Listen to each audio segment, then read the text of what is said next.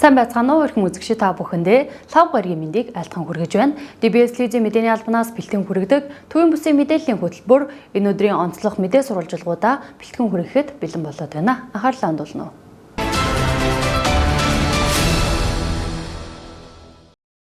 Эхний мэдээ дутуу баригдаж орхигдсон музей үзмэр шиг барилгууд хүүхдийн эрсдэлд орчин болж хотын өнгө үзмжийг гутаасаар байх уу. Энэ тухай мэдээллийг өнөөдөр манайс түүлж байдгээрээ сурвалжлан ажиллалаа. Хууль эрх зүйн нарийн зохицуулалт сул, барилгын компани болон захиалагчны хариуцлага гээд олон хүчин зүйл үүнд нөлөөлж байна.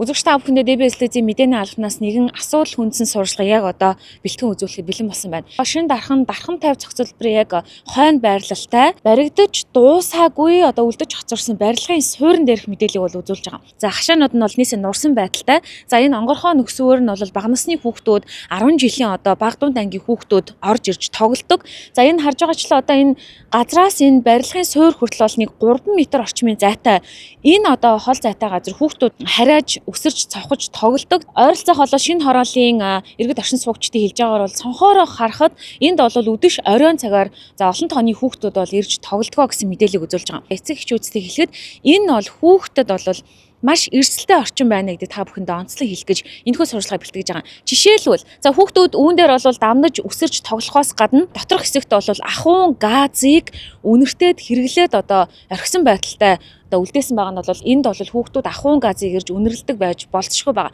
Дээрээс нь та бүхэн харж байгаа бол энэ барилгын дутуу үлдээсэн барилгын төмөр арматур бол наад захын одоо хүний нүдэн баримжаагаар харахад хүүхдүүдийн эрсдэлтэй аюултай орчин болсныг бол та бүхэн харж байгаа хаа. Капитал банкны дутуу үлдээсэн барилгын объект инхүү нурж эвдэрсэн хашаа, хэрэгэлсэн ахуйн газ, шар ариг архины шилээр дүүрэн байсан юм а. Гэхдээ бид зөвхөн энэ байршил дээрх дутуу үлдээсэн барилгын асуудлыг хөндөх гэсэнгүй. Дархан хотод энэ мэтчлэн хүүхдүүдэд эрсдэлтэй, иргэдэд ээлхэн нөхцөлийг үүсгэж байгаагаас гадна хотын өнгө төрхөнд сөргөөр нөлөөлөх дутуу үлдээсэн олон барилгууд бий. Асуудлын мөрөөр Дархан улаан аймгийн газрын харилцаа, барилга хот байгуулалтын газрын барилгын асуудал хариуцсан ахлах мэргэжилтнээс дараах тодорхойлогыг авлаа. За барилгын ажил их хөгжлүүлэх зөвшөөрөл авсны дараагаар барилгын түр хашаа бариад газар шорооны ажил эхэлсэн тохиолдолд тухайн барилгыг гүйцэтгэж байгаа компани яг өөрийнх нь гүйцэтгэгчийн үүрэг хариуцлага болоо явна. Энэ бол тухайн барилга баригдж байгаа талбайг хамгаалтанд авах гадны хүн нэвтрүүлэх байх үүрэгтэй. Энэ гадна түр хашааг бол стандартын дагуу иргэдийг оруулахгүй байх үүднээс аюулгүй байдлын тэмдэг тэмдэглэгийг тавьсан тийм хашаа байх үүрэгтэй. Манай байгууллагын зүгээс 2026 он сая 3 байгууллагт албан бичиг хургуулээд хашаага засгсан. За нэгдүгüүрт нь бол одоо энэ парк таун буюу сая шинээр ашиглалтанд орсон өрхийн эмнэлгийн хажуутлын суурийн нүх өгсөн байгаа газар. За хоёрдугаарт нь Амуу моолын артлын парк руу орох хэсгийн барилгын түр хашаа. За гуравдугаарт нь бол одоо энэ ПТ оруулын нэгэн веб байрны дунд байгаа иргэн баяр сайхны барилга. Энэ хүмүүст бол барилга байгууламжийн хашааг битүүнжлээрээ гэдэг шаардлагыг бол хөрвүүлсэн байгаа. За Капитал банкны хашааны эзэмшигчдэд бид манай байгууллагын зүгээс бол удаа дараа хашаага битүүл гэдэг шаардлагыг бол хөрвүүлсэн. Захиалагч байгууллага нь бол яг Дархан улаан аймагт өөрсдөө байдгүй учраас энд бол ирдгүү. За тэгээд багийн цаг дараагаас нь бас мөн адил захиалагч байгууллагт нь бол бид нар удаа дараа шаардлагыг бол хөрвүүлж байгаа. Одоо өнөөдрийн нөхцөл бол үнэхээр бас эрсдэлтэй орчин үүсгэх нөхцөл байлаа шүү дээ. Хэрвээ тэр компани маань өөрсдөө хариуцлага өрөхгүй байгаад бол тэр чигээрээ байгаад байна гэсэн үг үү? Одоо дараагийн төвшөнд ямар байгууллагыг хариуцаад тэрийг одоо тий эрсдэлгүй аюулгүй орчин болох хэрэгтэй юм болоо. За энэ дээр бол төрийн байгууллагын зүгээс бол ямар ч байсан мэдээлэл болон утсаар болон албан бичгээр бол хөргүүлж байгаа. За энэ дээр нэг ажил нь дандаа хөрөнгө мөнгөтэй холбоотой учраас уул нь бол тэр гүйцэтгэгч болон захиалагч байгууллагын чиг үүргийнхаа дагуу тэр хүмүүс өөрсдөө хашаагаа бол битүүмжлэх ёстой байдаг. Ямар нэгэн хуулиараа зөрчлийн тухай хууль ч юм хариуцлага тооцох механизм байна. Барилга байгууламжийн хашааны бүрэн бүтэн байдал дээр бол мэдээж захиалагч буюу гүйцэтгэгчийн чиг үүргийн дагуу чиг үүргийнхаа хэрэгжүүлээгүй тохиолдолд зөрчлийн тухай хуулиар арга хэмжээ авдаг. За энэ дээр бол барилгын техникийн ялтын улсын байцаагч арга хэмжээ авна гэсэн. Дараагийн нэг асуух зүйл байгаа. Одоо хотын өнгө үзэмжийн сөргөөр нөлөөлж байгаа одоо хундаамаа цутгаад орхичихсан маш олон барилгууд бол байдаг. За зөвхөн Дархан хотч гэлтгүү бусад хотууд ч гэсэн байдаг шүү дээ. Хуулийнхаа хувьд яг тэр барилгаа тэдэн сарын тэдэнд ашиглалтанд оруулнаа. Тэ тодорхой хугацаанд бариад яг одоо зорилгынхаа дагуу барилга ашиглалтанд ороод үйл ажиллагаа нь эхлээгүй тийм тохиолдолд нураах боломж байдгүй юм уу? Арга хэмжээ тооцох боломж байдгүй юм уу? Хотын өнгө үзэмжээ сүргээр нөлөөлөө цаашлаад бүр эрсдэлтэй орчин үүсгэж байгаад байгаа. Эдгээр одоо хундаамаа зутгаад орчихсон, хаягдчихсан 10 20 жил болсон барилгууд ер нь яах ёстой юм бэ? За энэ энэ олон жил баригдаж байгаа хундаамаа зутгаад орхисон барилгууд бол хамгаалтын горимд шилжих ёстой. Барилгын тухай хуулиар бол. За тэгээд одоо бол хамгаалтын горимд шилжихдээ хашаага битүүлээд за арматур болон бетон хийц сэтлүүдийг ус болон чигнээс хамгаалах тэр бүх арга хэмжээг бол авч ажиллах ёстой. За энэ барилгын ажил нэгэнт эхлээд хөрөнгө оруулалт хийгдсэн учраас тэр барилгыг бол одоо хөрөнгө мөнгнөөс шалтгаалаад зогссон ажил бол төрийн байгууллагын зүгээс одоо хөрөнгө мөнгөтэй холбоотой асуудлыг бид нэр судлаад одоо та нарт хөрөнгө мөнгө чинь байхгүй учраас ийм байна гэдэг тийм шаардлага тавих бол ирэх байхгүй. Бидний зүгээрс бол барилгын ажил нь яагаад зогссон шалтгааныг нь яг тодруулж болно. Гэхдээ одоо энийг дуусгах ч юм уу те одоо хөрөнгөө гаргаад хурдан байр гэсэн тийм шаардлага хүргэх одоо ямар ч эрх зүйн зохицуулалт байхгүй. Эсвэл нөгөө талдаа ямар ч хөрөнгө оруулалт хийдэггүй зөвхөн газар нь тэр чигтээ байгаа тохиолдолд бол хэдэн жилийн хугацаа байдаг вэ? Газар нь байгаа ямар ч хөрөнгө оруулалт хийгээгүй бол 2 жилийн дотор тухайн эзэмшил газар дээр үйл ажиллагаа эрхлээг бол буцаан хураах одоо эрх зүйн зохицуулалт байдаг. Дарханчуудын мэдэж байгаагаар хотын Аз зэрэглэлийн бүсэдч өдөө 10 гаруй жил байх байдгаараа ногоон хашаа татаж үлдээсэн эзэнгүй барилгууд ч олон байгаамаа. Анх ямар зориулалттай барилга барих нэрэлээр газрыг эзэмшсэн. Тэр зориултаар ашиглахгүйгээр олон жилийн музейн үзмэр шиг орхисон аж ахуйн нэгж компаниудтай хариуцлага тооцдог байх. Цаашлаад тодорхой хугацаа зааж эрхийг нь зүтгэлзүүлэн улмаар газрыг чөлөөлөх арга хэмжээ авах эрх зүйн зохицуулалт хийх шаардлагатай байгаамаа. Эс бөгөөс энэ мэтчилэн хүүхдийн эрсдэлтэй орчин болон хувирч хотын өнгө төрхийг гутаасаар байх юм а.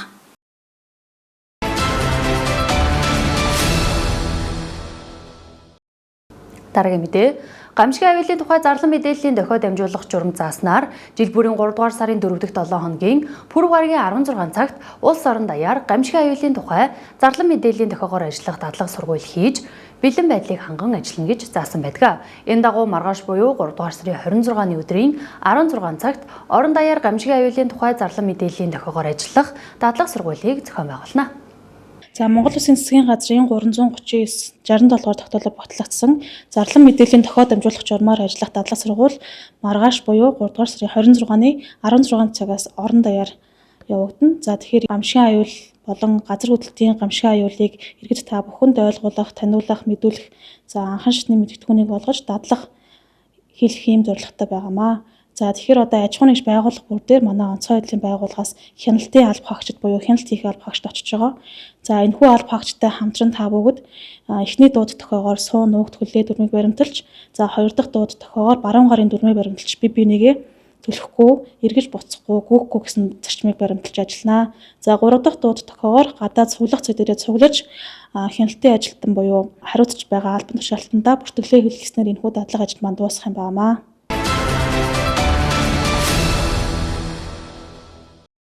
Хөлбөр үргэлжилж байна. Мэргэжил сонгуультын сурагчдын хувьд маш чухал үйл явдал үлээ. Тэгвэл Дархуул аймгийн оюун ирээдүйн сургуулийн 9-р ангийн сурагчдыг хамарсан мэргэжил сурталчлах өдрөлгийг зохион байгуулсан байна.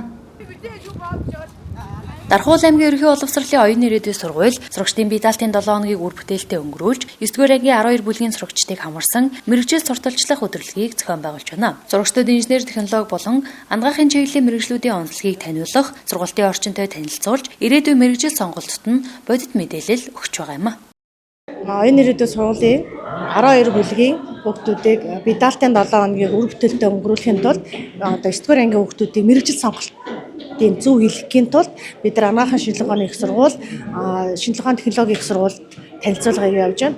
Маргааш бас дахиад политехникийн коллежийн 3 сургууль байгаа. Тэрүүгээр бүгднийг одоо үзүүлж мэргэжил сонголтод нөлөөлөх гэдэг ажил зохион байгуулалт явьж байна. Хүүхдүүд бас нөгөө сонирхтгүй байсан байх гэж бодож итэл ямар гоё юм бэ гэсэн сэтгэл бас төрж байна.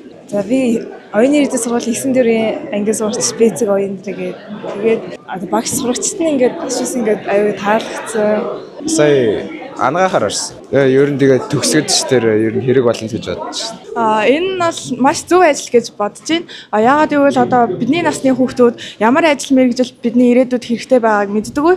Тэгээд сургуулиудаар явж үзснээр ирээдүйд ямар хүн болох, тэгээд ажлын гараагаа юунаас эхлүүл зүгээр вэ гэдэг мэдлэг боловсролыг олгож аваад нэг баяртай байна. Шинжлэх ухаан технологийн сургуулийн Дархуул аймаг дахь технологийн сургууль, Ангаахын шинжлэх ухааны их сургуулийн Дархуул аймаг дахь салбар сургуулиуд сурагчдыг хүлээн авч сургуулийн ерөнхий танилцуулга, лаборатори болон хичээлийн танхимтай танилцах, мэргэжил сурталчлах мини экспог зохион байгууллаа.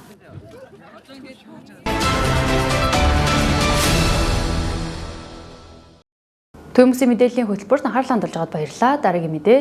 Цахимаар нийт тэргуунд үндэсний хөдөлгөөн Дорногов аймгийн Сайн шан хотоос нээлттэй хэлээ. Монгол Улсын засгийн газраас гаргасан бодлогын хүрээнд цахимаар нийт тэргуунд үндэсний хөдөлгөөнийг цахим хөгжил инновац харилцаа холбооны яам бүтэн жилийн хугацаанд зохион байгуулна.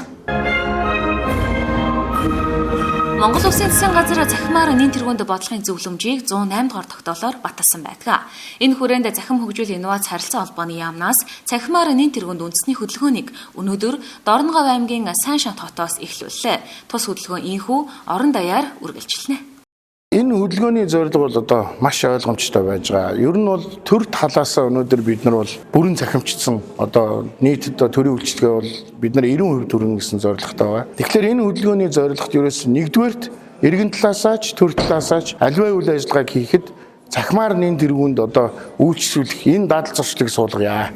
Хоёрдугаар асуудал нь өнөөдөр иргэдийн цахим ур чадвар төрийн албан хаагчдын цахим ур чадварын энэ боловсролын асуудлыг шин шатанд гаргая гэдэг ийм зорилгыг тавьж ажиллаж байгаа. Ингээ энэ арга хэмжээнд нийт орногоочдоо энэ 2 өдрийн туршид идэвхтэй оролцсон. Өөрийн цахим ур чадвараа нэмэгдүүлж цахимаар нэн тэргуунд хөдөлгөөний нэг гишүүн болж улс орныхоо хөгжил дэвшилт хамтдаа нэг алхам урагшлахыг уриалж байна. Нийт монголчуудаа энэ үндэсний хөдөлгөөнийг бас дэмжиж, хамтарч ажиллаж, цахим шилжилтийг хамтдаа эхлүүлье гэж бас уриалмаар байна.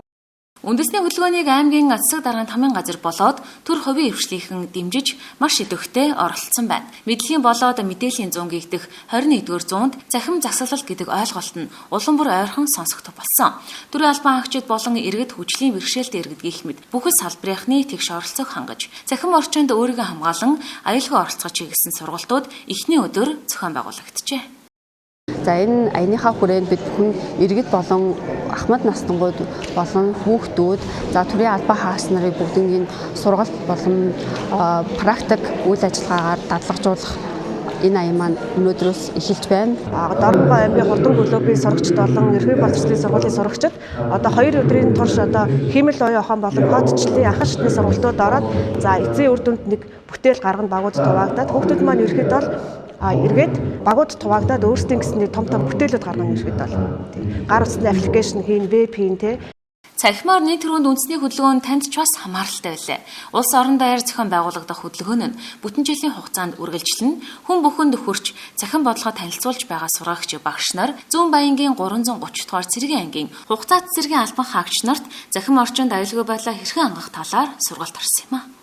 Цахимаар нийт тэргуунд гэсэн аян хөтөлбөр ер нь кибер аюулгүй байдал энэ фишинг залингаас хамгаалах энэ аян хөдөлгөөр надад их таалагдсан. Тэгээд бас их олон мэдээллийг надад их өгсөн. Тэм захин залилангууд аягүй их болсон. Тэрнээс хэрхэн яаж өөрийгөө хамгаалах тухай сургалт хөтөлбөр орсон үнэхээр таалагдж байна. Тэгээ энэхүү хөтөлбөрийг цаашаа үргэлжлээд Монгол даяар яваасай л гэж бодож байна. Олон хүмүүс залилуулж байгаа шүү дээ. Захим хөгжил инновац харилцаа холбооны яамны зүгээс 21 аймгийн засаг дарга нартай тус бодлогын эхлэлд хамтран ажиллах санамж хүчийг байгуулан гарын үсэг зурсан. Энэ ч утгаараа аймаг бүрийн онцлог тохируулан цахимаар нэн тэргуунд үндэсний хөдөлгөөнийг зохион байгуулах юм байна. Иргэдийн хувьд цаг үеийн олсон ажил боллоо гэж үндэсний хөдөлгөөний нээлтийг талархан хүлээж авлаа. Цахимаар нэн тэргуунд үндэсний хөдөлгөөн 21 аймаг 9 дүүргээр үргэлжилнэ.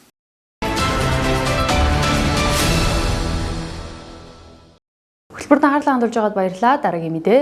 Ой хэрийн гал төмрийн улмаас Цэлэнгэт 6 га, Хөвсгөл 9 га, Сүхбаатар аймагт 3600 га талбай ой хэрийн гал төмөрт өртөн шатжээ. Ийм Дархуул аймгийн онцгой байдлын газраас дараах сэрэмжлүүлэг мэдээллийг бэлтгэлээ.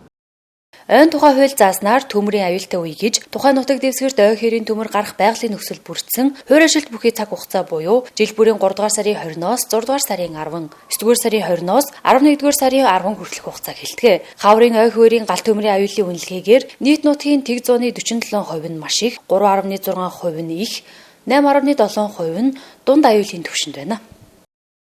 За улсын хэмжээнд Төв аймаг, Сүхбаатар аймаг, Сэлэнг аймаг, Ховд аймаг гэх мэтчлэн төмрүүд бол 3 дугаар сарын 20 гарснаас хойш тасрахгүй ирсээр байна. Тэгэхээр энэхүү төмрийн үе гэдэг маань өөрөө ойн тухай хуулийн дээр 3 дугаар сарын 20-наас 6 дугаар сарын 11 төмрийн аюултай нөхцөл байдал бүрдсэн хаврын хуурайшилтын үйлрэл гэж үздэг учраас эргэж та бүхэн одоо хуурайшилтын үйлрэл хийсэнтэй холбогдуулан ой хэрийн төмөр гарах эрсдлээс өрсөн сэргийлж ойн бөсөд аялал зугаалж явж явах эсвэл бол зорчин өнгөрч явах явцдаа машин техникийнхаа бүрэн бүтэн байдлыг хангаж машины оч яндагаас гал алтгаас сэргийлэх эргэж та бүхэн ой хэрийн бөсөд очиж явахдаа ил задгаагаал асааж хаяхгүй байх, тамхиныхаа шүдэнц ишийг ил задгаа хаяхгүй байх, за халуун үнс дурмаа, цогтон үнс дурмаа битүү савнд таглаж хийх, төмөр тавтай савнд хадгалах гэх мэтчлэн эдгээр зүйлсүүдээр анхаарахыг зөвлөж байна.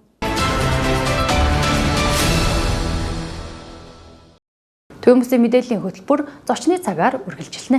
Сайн байцгаана Төвөмбөс иргэд та бүхэнд энэ өдрийн мэндийг хүргэж байна. Тэгэхээр өнөөдрийн ярилцлах буланд байна бол газар тариалан эрхлэгч аж ахуйн нэгжүүд анхаарлаа хандуулаарай гэж хүсэж байна. За учир вэ гэвэл Yost Consulting компани Солонгос технологиор Монгол хөрсөндөө зориулж үйлдвэрлэлээ нутагшуулж байгаа 4 төрлийн бордооныхаа тухай танилцуулахаар ирсэн байна. За өнөөдрийн манай зочны хамарт маань Yost Consulting компани гүйцэтгэх захирал болд эрдэнэ мөн тус компани менежер Золбоо нар хүрэлцэн ирсэн байна. За та нартай энэ өдрийн мэндийг хүргэе.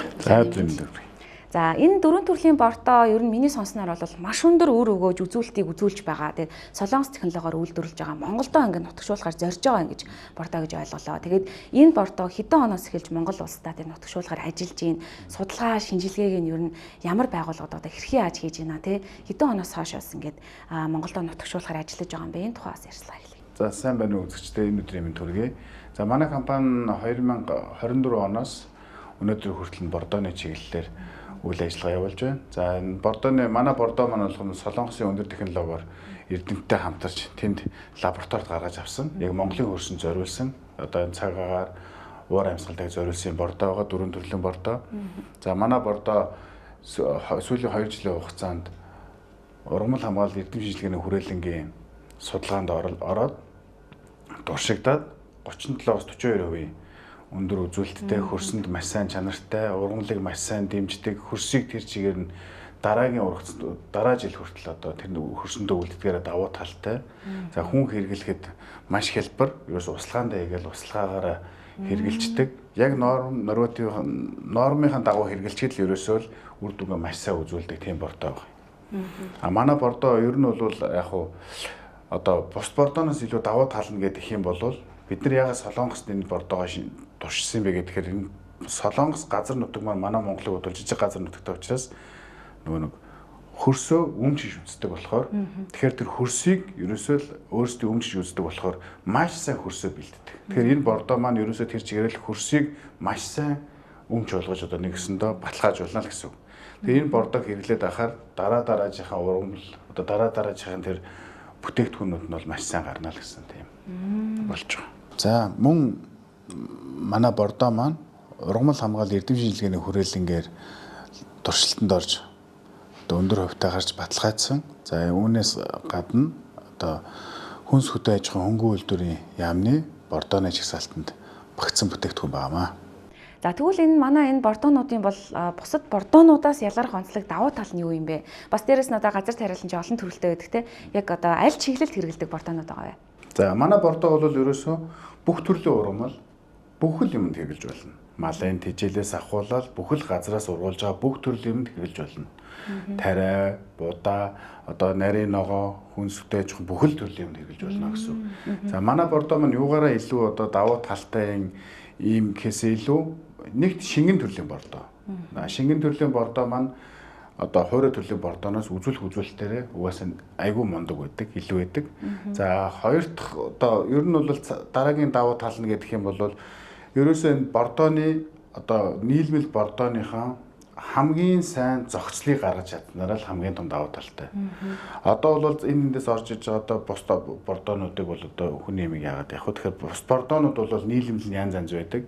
Бид нар бол энийг яг Монголын хөрсөнд зориулаад яг одоо Солонгост одоо яг өөрсдөө биечилж одоо энийг лабораторид нэгж гаргуулсан болохоор хамгийн өндөр одоо энэ хөрсөнд сайн одоо цаг уурын онцгой нөхцөл төсвөртэйгээр гинт хүүтрэх, гинт маш их халах, усгүй хит их утгаад чигийг яаж барих вэ? Ногооны өнгийг яаж сайн сэргээх вэ? За тэр хөрсийг яаж сайн сэргэжүүлэх вэ? Ийм юмараа маш сайн давуу талтай. Ерөөс нийлэмл нь маш сайн басан. Тэрнгээрээ тэр түрүүнд дурдсанараа одоо маш өндөр үзүүлэлттэй гарсан. Тэгэхээр одоо 37-оос 42% үзүүлэлт гэдэг бол та бүхний одоо газ тариалан зэрэглэж байгаа хүмүүсийн маань ногооны ургацыг 40%-аар нэмэгдүүлнэ гэдэг бол үнэхээр давуу талтай л гэж. Тийм ээ тий 37-аас 42 гэхээр ер нь нэлээд өндөр үзүүлэлт гэж харж байна. За бас менежерээс асууя. Газар тариалан эрхлэгчид маань энэхүү бордог хаанаас хэрхэн худалдаж авах юм? Та бүхэндээ бас илүү дэлгэрэнгүй мэдээлэлээ одоо авч те яаж холбогдох вэ гэж асууж магадгүй. Та бас хариулт өгөө. За энэ өдрийн мэндийг хүргэе. Тэгээд манай бордоо маань болохоор газар тариалан хувь компани болон за хуваараа одоо жимс ногоо тарьдаг, за мод бут тарьдаг бүх төрлийн одоо тармил урмалд одоо ашиглах боломжтой учраас та бүхэн маань одоо манай бордоог хэрэглэхэд одоо давуу талтай гэж бас хэлмээр байна. За хоёрдугаарт нь болохоор манай захиалгыг болохоор та бүхэн дараа нь гарах манай утас руу болоод за мөн Facebook хуудас руу манай холбогдож болно. За Facebook хуудаснаас та бүхэн манай бордооны бүх одоо мэдээллийг хүлээж авах боломжтой. За мөн хэрхэн захиалга өгөх талаар бас тэн дээр зааварчилгаа байгаа. За тэгээд ерөнхийдөө одоо хөдөө орон нутгийн маань хүмүүс хөвчлэн утсаар холбогддог учраас утсаар шууд мэдээлэл аваад одоо надтай менежер болон манай зөвлөгтэй ингээ холбогдоод захиалга өгч болно. За тэгвэл яг энэ бордоонуудынхаа тухай мэдээллийг дэлгэрэнгүй өгж тариалан эрхлэгчтэйг уулзах өдөрлөг те арга хэмжээний зохион байгуулах энэ тухай мэдээлэл өгөхгүй. За тэгээ бид манай компани зүгээс бол одоо яг төвийн бүсийн одоо тариалан эрхлэгчд ногоочтойгоо уулзалт хийгээ явж байна. Одоо манай Facebook хаяг дээр бол яг график гарцсан яг тэр орон нутгуудаараа бид нэр явцгааж байна. Төвийн бүсгийн орон нутгийнхаа тариаланчтай уулзаад уулзалтыг өдөрлөг хийгээд бүтээгдэхүүнээ буюу бордоогоо танилцуулаад явж байгаа. За одоо ингээд ер нь графикаараа бид нэр ингэж төвийн бүсийнхантай бүгднтэй бүр яг сумд нь очиж бичлж уулзаж өдөрлөг юунуудаа хийж явж байгаа. Тэгэхээр та бүхэн доор харагдаж байгаа Facebook хуудас руу нороод яг нарийн төлөвлөгөөнд хэдэн сарын хэдэн дайл суманд байгаа юм те яаж одоо очиж оролцох боломжтой гэдгийг сайн хараарай. Бид нар бас энэ ярилцлагын доор утасны дугаар болон Facebook хаягийг байнгын байршуулж байгаа шүү гэж хэлмээр байна. За дээрээс нөгөө манайх бол яг Дархан уул аймагт одоо манай яг бас яг одоо өөрийн албан ёсны борлуулалтын цэг байгаа. Энд манай зөвлөх маань энд бас өөрөө биечилж энэ Дархан уул аймагт байдаг болохоор төвийн бүс эрхлэгчтэй ойртохууднээсээ Дархан бас тулах цэг болж бид нарт бас байгаа. За баярлалаа. Одоо харин тариалан эрхлэгчд маань те нэг гад хэдийн хэмжээтэй бордоо хэрэглэдэг юм болоо өн төлбөр нь одоо те нэг бордоо хэдэн мянган төгрөг байд юм болоо гэж сурвалж байгаа хэл та. Та энэ тухайс ярил.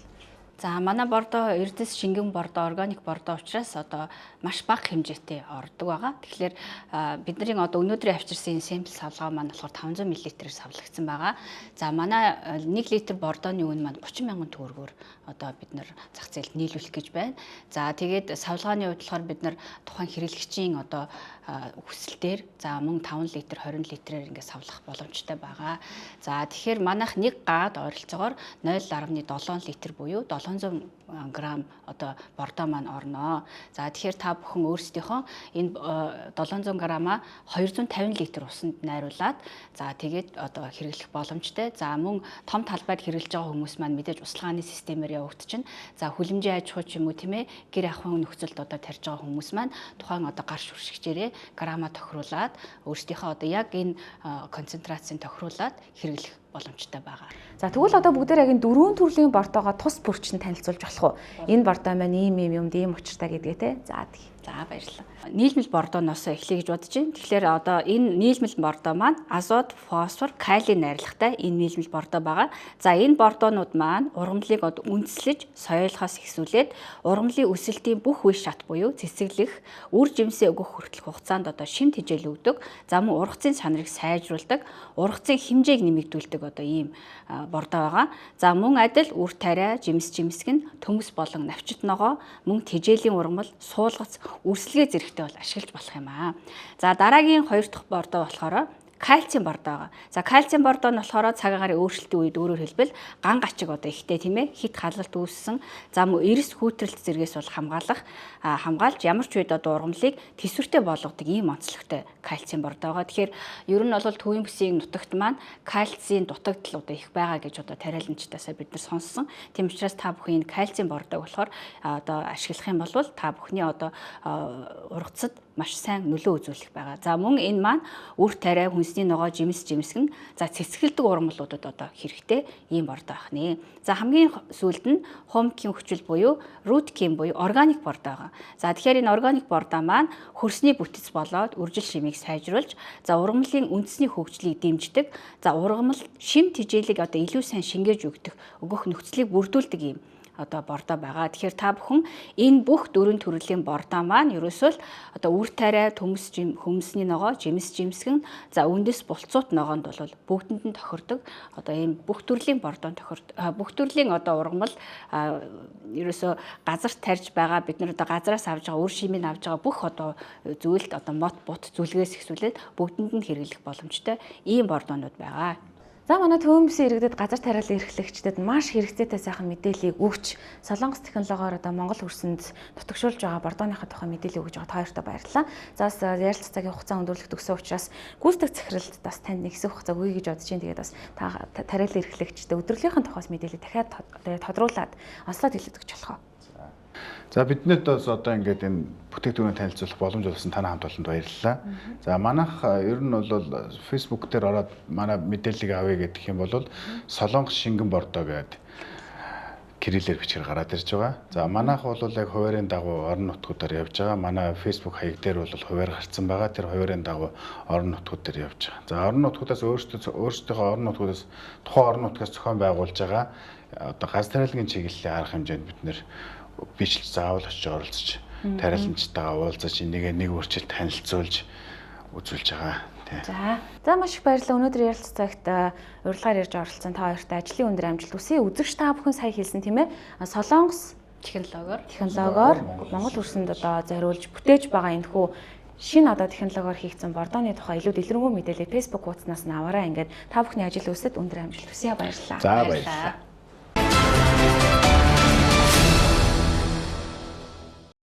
ДБС-ийн мэдээний албанаас бэлтгэн хүргэдэг төвөмбөсийн мэдээллийн хөтөлбөрийн лав гарагийн дугаар үзэгчдэд хүрлээ. Маргааш энэ дугаараар уулзтлаа. Түр баяртай.